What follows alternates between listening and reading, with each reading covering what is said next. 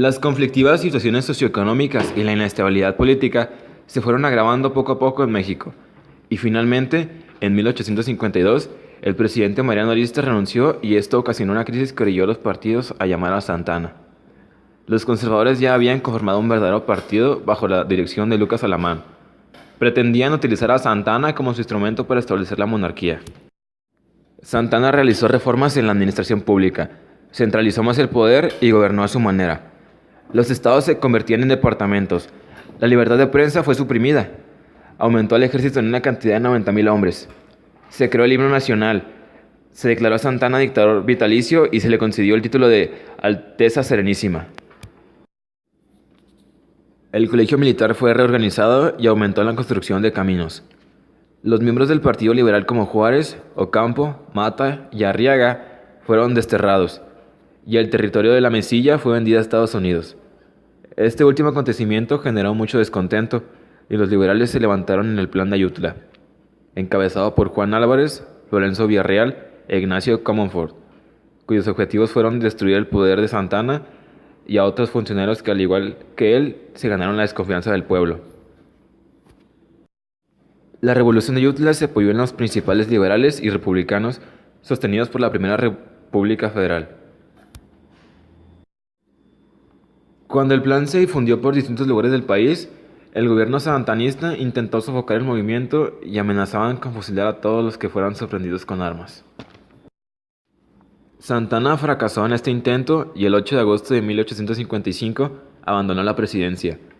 Los liberales recuperaban la capital y eligen a Juan Álvarez como presidente interino.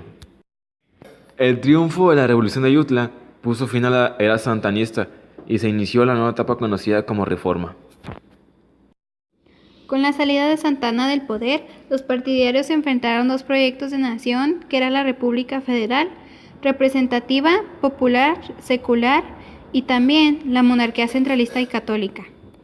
Los partidos realizaron propuestas diferentes que se realizaron de acorde a su ideología. En la organización política, los liberales tenían entre sus propósitos establecer una república federal. Como su modelo, tomar a Estados Unidos, querían restringir al poder central y que el Estado y la Iglesia debían separarse. Por otro lado, los conservadores tenían propósitos muy contrarios a los liberales, que en ellos su principal objetivo era establecer una república centralista y su modelo era seguir el orden virreinal, donde los estados serían sometidos al poder central. La Iglesia quería tener su poder en la educación, la celebración de matrimonios y tener el control de los cementerios. Los liberales querían que la ley fuera igual para todos los mexicanos, que el ejército y el clero no deberían tener privilegios, evitar la existencia de grandes propietarios que dañaban la economía del país. La propiedad debía de repartirse en pequeñas propiedades, principalmente las de la Iglesia y de las comunidades de los indígenas. Al igual que los mexicanos, deberían tener el derecho a que se respeten sus libertades individuales, tales como expresión, trabajo y prácticas de cualquier religión. Los conservadores querían tener un ejército que mantuviera el orden y que la Iglesia y el Estado debían tener privilegios. Las propiedades de la Iglesia había que respetarlas y la religión católica debía ser la única para todos los mexicanos.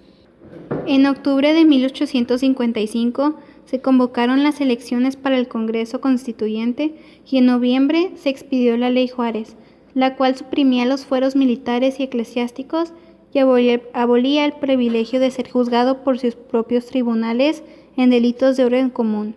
Juan Álvarez renunció a la presidencia el 11 de diciembre y Comonfort asumió el poder. Quería continuar con las reformas liberales, donde se vio obligado a dictar una serie de leyes que no tuvieron una aceptación favorable, lo que provocó problemas como el estallido en Puebla, con el coronel Osoyo al grito de religión y fueros. Comonfort, para someter la rebelión, expropió los bienes del obispado de Puebla y promulgó dos leyes reformistas, la Ley de Lerdo y la Ley Iglesias. La Ley Lerdo desamortizaba las fincas rústicas y urbanas de las corporaciones religiosas y civiles.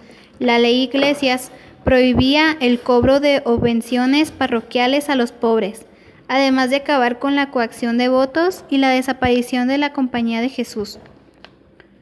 Los elementos conservadores del país reaccionaron en contra de estas medidas por considerarlas perjudiciales a sus intereses, y hubo levantamientos como el del general Miguel Miramón. El país se encontraba dividido en dos partidos irreconciliables, pero el 14 de febrero de 1856 se reunieron los diputados elegidos para el Congreso Constituyente. La mayoría era moderada, pero los liberales puros se apoderaron de la dirección y de las discusiones. El ala conservadora trató de que sus intereses no fueran afectados y propuso el restablecimiento de la Constitución de 1824. La propuesta fue rechazada en 2 ocasiones por la participación de los liberales encabezados por Francisco Zarco y Guillermo Prieto. Gracias a ella, establecieron una república representativa, democrática y federal con un gobierno dividido en 3 poderes: ejecutivo, que sería limitado por el legislativo en manos de la Cámara de Diputados, y el judicial, presidido por el presidente. El presidente de la República y el de la Suprema Corte eran elegidos por elección popular. Los derechos del hombre eran igualdad y libertad. La soberanía y el poder quedarían conformados por los 24 estados y el territorio de Baja California. La Constitución era considerada demasiado evolucionada. Se efectuaron las elecciones presidenciales y el 1 de diciembre ganó Ignacio Comfort y Benito Juárez como presidente de la Suprema Corte de Justicia, pero sufrieron dificultades como numerosos levantamientos conservadores.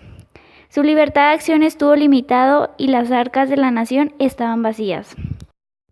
Comonfort, que estaba convencido de que no podría gobernar con esta constitución y considera el golpe de Estado con el fin de salir de la crisis, y el 17 de diciembre de 1857 se adhirió al plan de Tacubaya por Félix Zuloaga, dando un golpe de Estado y encarcelando a Juárez.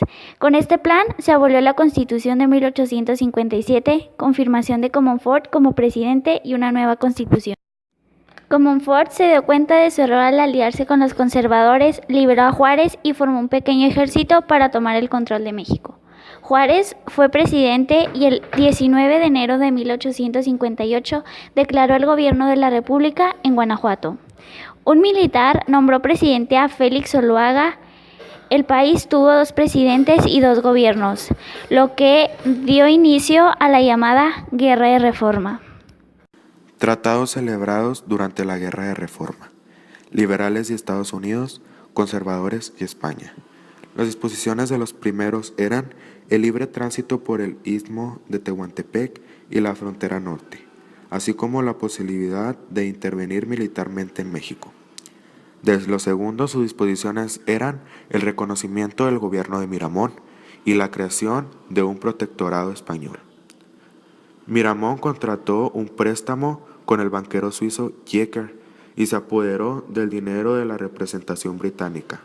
Además de desprestigiarlo ante los extranjeros, le dejó una nueva deuda al país. El fracaso de sitiar a Juárez en Veracruz inclinó la balanza de la guerra a favor de los liberales. En agosto de 1860 se enfrentaron en Silao, Guanajuato. El general liberal republicano Jesús González Ortega venció definitivamente a las tropas conservadoras en Calpulalpan. La fuera de 3 años concluyó con la derrota de los conservadores, pero estos no se consideraban totalmente vencidos. No habían desechado la solución monárquica para los males de México.